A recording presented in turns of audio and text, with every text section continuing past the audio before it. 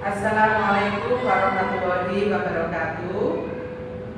Anak-anak, marilah kita lanjutkan pembelajaran untuk hari ini bahasa Indonesia, yaitu mengenai novel sejarah. Mungkin anak-anak kalau menganggap bahwa sejarah itu ada pada pelajaran di sekolah saja. Akan tetapi sejarah itu bisa dipelajari misalnya di novel, ya, itu bisa. Karena sejarah itu adalah menceritakan peristiwa yang masa lampau. Nah, demikian juga masalah novel. Novel itu banyak cerita-cerita dahulu kemudian diulang kembali. Nah, itu ya. Nah, baiklah, sekarang kita mulai ya. Yang pertama, kita mengidentifikasi informasi dalam cerita sejarah. Ya. Nah, apa saja yang ada di dalam novel sejarah yang harus kita pelajari? Yang pertama adalah ciri teks novel sejarah. Nah, ciri-cirinya diantaranya adalah ada rekon pribadi. Ya. Nah, rekon pribadi ini seorang penulis dalam menuliskan sebuah novelnya ini, ya, ini biasanya ceritanya itu dari pribadinya sendiri, dibuat sebuah cerita, ya. Jadi seorang penulis itu menjadi pelaku utamanya, ya, pelaku utama, orang pertama, pelaku utama itu biasanya itu kalau rekon pribadi. Nah, sedangkan yang kedua, rekon faktual, ini kejadian yang nyata, ya, kejadian yang nyata, akan tetapi bisa juga pelakunya menggunakan orang lain, ya, bukan sang penulis itu sendiri.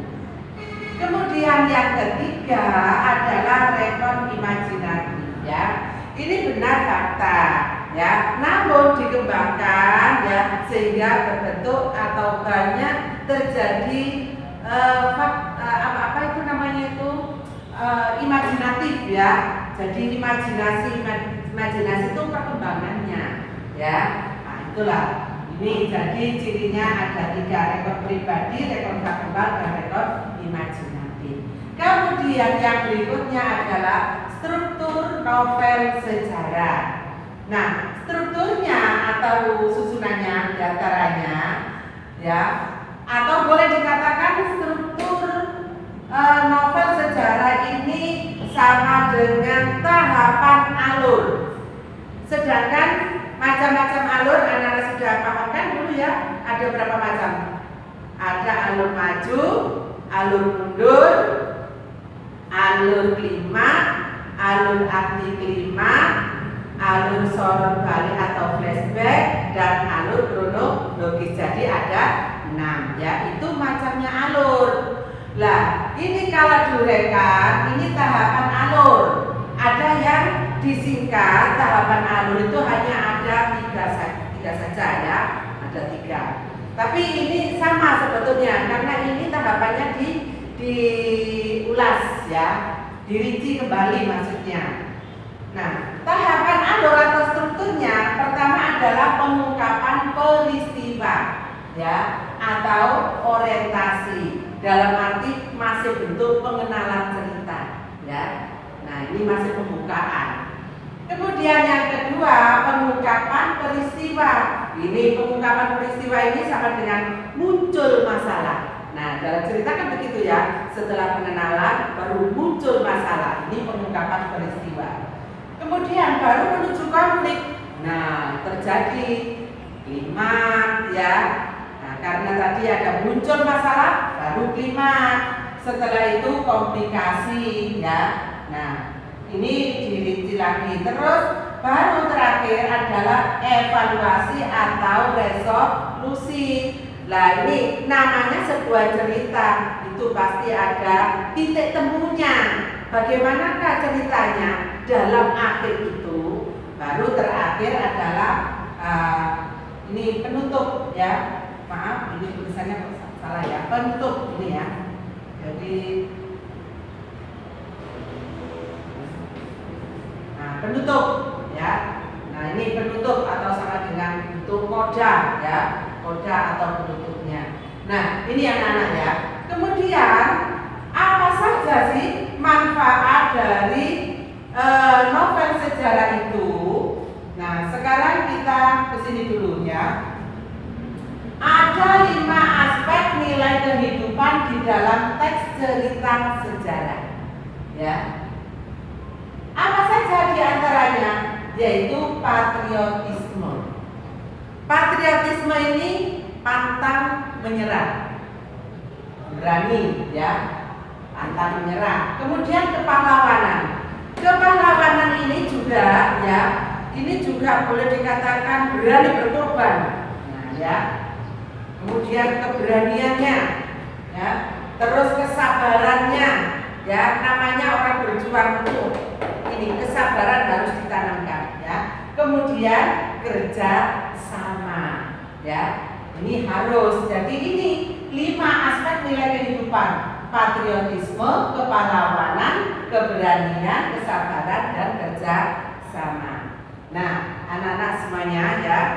Kemudian ada juga nilai manfaat teks cerita sejarah ya, bahwa jangan dianggap sebuah sejarah itu hanya sebuah cerita belaka, ada gunanya, boten ya. Akan tetapi di situ ada manfaatnya. Nilai manfaat teks cerita sejarah apa diantaranya? Sumber belajar keteladanan. Nah ya, ini sumber belajar keteladanan. Kita melihat orang yang berhasil dalam berjuang ya, nah itu dapat kita jadikan sebagai inspirasi kita. Apakah kita bisa seperti itu? Kalau dia bisa, kenapa saya tidak? Nah, pasti seperti itu ya, sumber belajar keteladanan. Kemudian yang kedua, memperteguh sikap kebangsaan ya. Nah, dan yang ketiga adalah memperjelas identitas kepribadian bangsa ya, ciri-cirinya bangsa Indonesia ya, untuk dalam berjuang itu bagaimana. Ini dijelaskan di sini. Kemudian menjadi sumber inspiratif lah, itulah ya nilai manfaat dalam cerita sejarah. Dan yang terakhir adalah merupakan sarana rekreasi, juga sebagai hiburan ya. Di samping hiburan, tapi manfaat sumber ilmunya banyak sekali kalau kalian mau mempelajari tentang novel sejarah ya. Nah, di antaranya lagi adalah nilai-nilai yang ada dalam sejarah ya, dalam cara ada atau sejarah sastra juga ya. Apa? Nilai sosial, nilai budaya, kemudian nilai religi ya, atau nilai keagamaan. Itu ya juga masuk dalam nilai sejarah sastra. Nah, semuanya dalam pembelajaran kali ini kalian sudah bisa memahaminya. Barangkali nanti ada yang ditanyakan, silakan ya. Baiklah, untuk pembelajaran masalah novel sejarah kita cukupkan. Nanti kita lanjutkan pada pertemuan berikutnya. Saya akhiri, assalamualaikum warahmatullahi wabarakatuh.